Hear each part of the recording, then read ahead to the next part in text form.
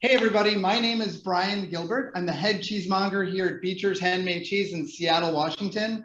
My side gig that some people know me from is Gilbert's Cheese Experience. Here I'm representing a kind of a mix of a couple different things. So we're gonna do the Smokin' Blue Gin, and that's the name of it. We had so much fun with this. I kind of want to lead with, we found, my partner and I found these antique, I guess you would call them Collins glasses with this like brownish yellow square stem. I'm more excited about this glass than anything else, but let's get into cheese and cocktails because that's what we do, right? All right, so ingredients: gin, lime juice, a simple syrup that I made, just a rosemary infused simple syrup, a splash of tonic, and I'll explain why I chose some of these along the way. And a lot of drinks that have citrus, generally, I'm told, generally what I know is they like to be shaken in a shaker. So if you want to do that, that is awesome. I decided to use a mixing glass and stir it this time. So either way is your choice. You can just have fun with it, however. So we're going to start with getting our mixing glass. That's what we're using today. And I'm going to add some ice. In fact, I'm going to add some ice to the Collins glass first. We're going to call it a Collins glass.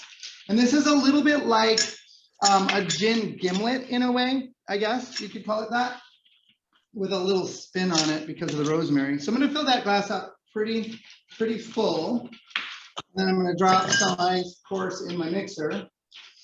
We all, like when we do these cheesemonger and cocktail things, I think we all have tongs, but none of us use them. We're here alone in our little places and kitchens and everything. So I'm going to fill my mixing glass, I don't know, about half full, maybe a little bit better. And we're going to take some gin. And I'll just speak to the ingredients as I go along because that's kind of fun. This is a London Dry big gin from Seattle, Washington. It's really nice. It just has a nice botanical, as gins do, juniper kind of note that I notice. It's not too dry, but it kind of goes in that flavor. It has a lot of aromatic notes that'll play well off the rest of the ingredients as we go down the line. So first I'm going to add 2 ounces of my gin. I do have my measuring jigger here for show, but I did pre-measure so we can kind of just move along here. My first inclination was to use Rose's Lime, but Rose's Lime has some ingredients that aren't quite as pure as we'd like to be, representing all the things we do in pure food here. So I just found some organic, 100% organic lime juice from my grocery store here at PCC. And it tastes a little bit different than the fresh squeezed lime that we're going to do. And so just give it a good shake. And I'm going to drop in my lime juice, get about 3/4 of an ounce there. And then we have some simple syrup that I made at home. This simple syrup is pretty simple. It's a 1-to-1 ratio. So like most simple syrups, 1 cup water, 1 cup sugar. We're going to boil it over a stovetop until it really breaks down, and then remove it from the heat. Add a sprig or 2 of rosemary, and then let it sit in there about an hour or so, and you can remove everything, let it chill, and put it in the refrigerator, or actually let it cool down to room temp and then put it in the refrigerator. So that's what I did here, and it's kind of nice because in Washington I can just go outside and grab a sprig anywhere I want. They grow everywhere here, so that's what I did, and get about a 1/2 ounce of that. And it's okay that the drink's sitting in there while I'm chatting. I almost like that it dilutes it just a little bit. And then I just have some tonic. I just have this local to Brooklyn, the Q tonic water. And what's neat about this is it has a little bit of agave. It'll add a little bit of a fizz to it. Actually, we're going to do that after I stir. I'm going to stir up this cocktail and round and round, I don't know, about 10 or 15 seconds or so till the outside is noticeably cold.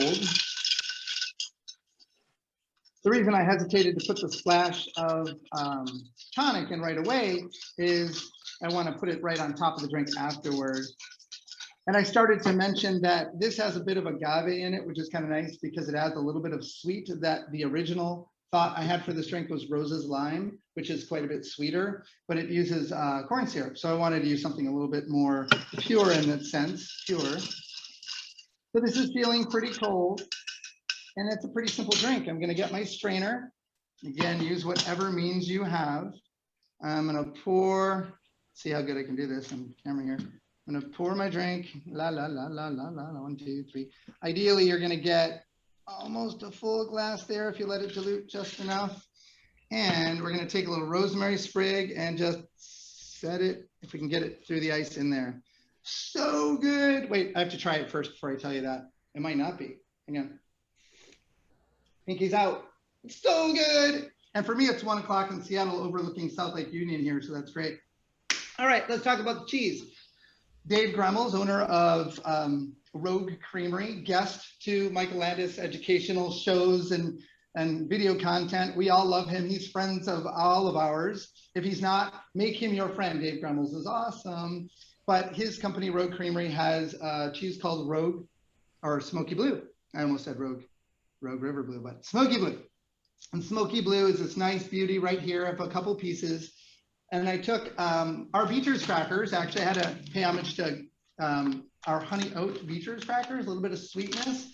And I set it's a little tiny triangle, just a little cut. So I'm doing a triangle because I really like to have the center of the wheel and the edge of the wheel all represented on that piece. So you get like different notes throughout this one little piece of cheese. And so I set it on the cracker, and I have a little Bing cherry for sweetness, and they just picked that up at the grocery store as well. And a little bit of Wildflower honey drizzled over the top. So here's the part, this is actually from Bellingham, Washington. Rob is the beekeeper, amazing guy, really good friend, well, colleague friend. We don't get to see each other too much, but he hand delivers honeycombs and honey to the Beechers at Pike Place Market here. It's amazing by itself, and it's even more amazing on this. So here's the point where you get to see me eat the bite of the cheese and try the cocktail together. What I really like is how they play off each other. With Smokey Blue, you have the vanilla, bread pudding, smoked bacon kind of tastes, apple, like all those really good flavors, nectarine that Smokey Blue has to offer if you can go deep into its flavor profile. If you have the cheese by itself, you'll notice those things, right? And then with the sweetness of the honey and the Bing cherry and a little sweetness of you think it'd almost be too sweet, but it's not. All together, this gin dries it up just enough. So that said, we're gonna try it together. You're gonna hear a few crunching. I'm gonna go yes or no. It's probably gonna be yes, but we'll see. And then I'll go on to the next cheesemonger. So here we go. So good. Thank you. It's so good. It really is. Like better than it was the last time. I'm so happy. Okay. Passing it on to the next cheesemonger while I chew away. Thank you, Michael Landis, for having us, and I cannot wait to see the next cheese and cocktail. Yum. All right, great job, Brian. I mean, that was just amazing. I really enjoy the full descriptions of why you use everything, and you know, the difference between stirring and shaking. So thank you. Cheers, man. Cheers.